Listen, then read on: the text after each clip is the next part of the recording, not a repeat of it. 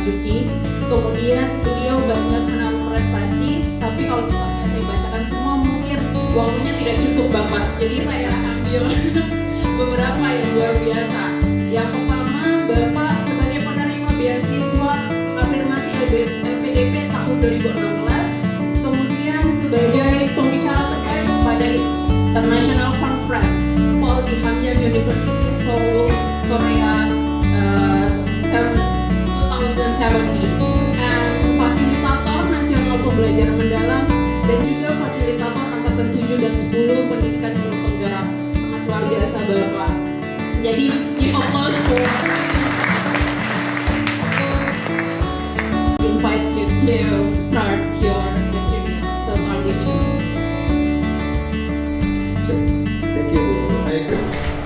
So for the committee, kalau mau ambil foto, ambil yang ini paling bagus karena ini yang pakai bahasa Inggris. Jadi sekalian dengan saya saja gitu.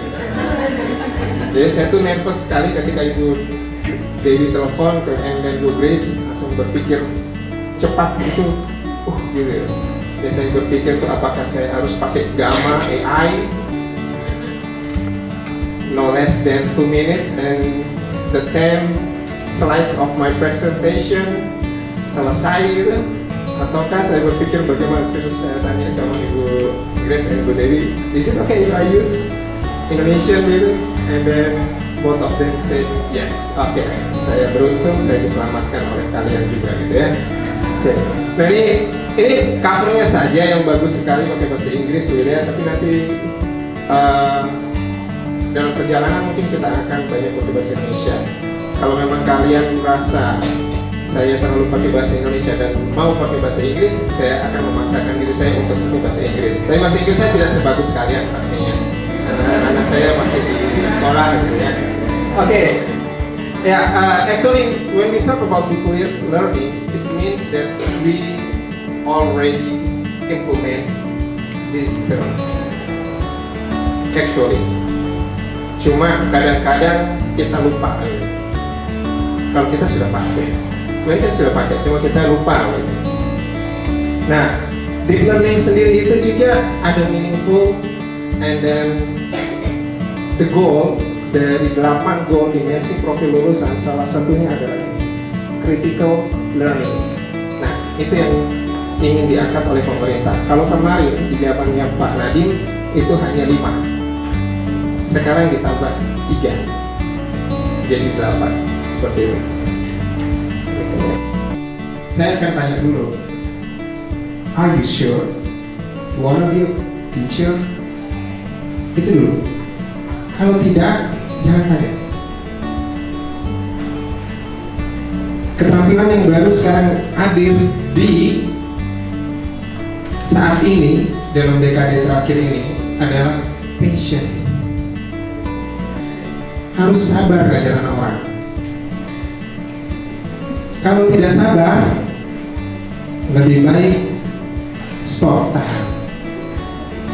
Tolong belajar. Bahkan kita guru bahasa Inggris, kita juga harus belajar psikologi. Baru lihat muka begini, kayaknya dia bingung. Sehingga kadang-kadang mungkin di sini juga sama kan, ketika dosen-dosen kalian kalau mengajar gitu, tapi kalau umpamanya dosen kan tidak terlalu kelihatan, karena menganggap bahwa kalian sudah bisa. Tapi kalau kami baru ngajar sekitar, contoh saya kasih teks, saya ajak anak baca, terus mereka baca, atau Pak bilang mungkin saya bilang, oke, anak-anak repeat after me gitu. Sekarang kamu repeat after me, tiba-tiba mereka akan ambil HP, terus mereka tempelkan di telinga. Makanya tadi, keterampilan seperti apa? Kesabaran. Kenapa? Karena mereka sudah scan teks tadi pakai Google Translate and then taruh di sini. Ya bagaimana? Terima saja. Tapi nanti kita minta mereka untuk baca. Yang kedua itu bagi saya yang paling utama sebenarnya itu adalah open minded. Harus bisa menerima perbedaan. Kalau kemudian mengambil semua peluang, karena kita berbicara tadi, kalau bicara tentang deep learning itu adalah kita berpikir grow mindset. Jadi jangan nyaman di satu tempat. Untuk kalau saya rasa saya sudah kuat di sini jangan, tapi belajar terus.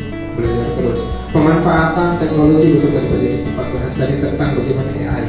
Kita juga jangan sampai tidak ikut. Makanya tadi saya kalau pemanfaatan teknologi, saya sarankan sama teman-teman saya kalau saya pendampingan deep learning, saya selalu bilang begini, jangan masukkan link. Kalau kita punya link, terutama link YouTube atau apapun itu jangan dimasukkan. Kenapa? Karena dia kan punya batas masa ya, 2 tahun, 3 tahun sudah tidak ada yang link itu. Kemungkinan sudah tidak ada. Dia sudah berubah. Domainnya berubah. Nah seperti itu. Jadi itu berpengaruh. Memang kalau saran saya itu yang pertama yakinkan diri mau jadi guru.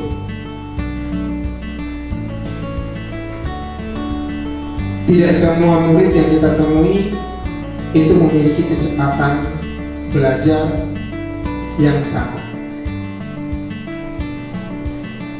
Jadi harus bisa tahu.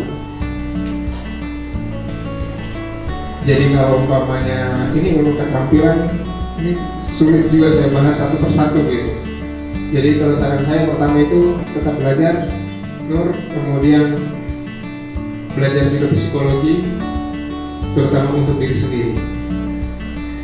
Makanya kalau kita sekarang ngajar itu kadang-kadang kalau umpamanya mentok sama anak itu kami namanya tekniknya stop, tarik nafas, baru belajar. Anak sekarang jangan sampai kalian pakai prinsip begini, ibu keluar atau kamu diam.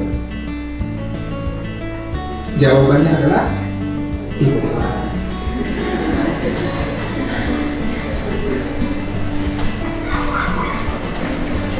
Jadi kalau keterampilan tadi, kalau saya sarankan, kalau memang kita bahasa Inggris, kita bisa gunakan, kita manfaatkan semua yang ada, terutama teknologi, dan kita juga minta anak untuk manfaatkan teknologi.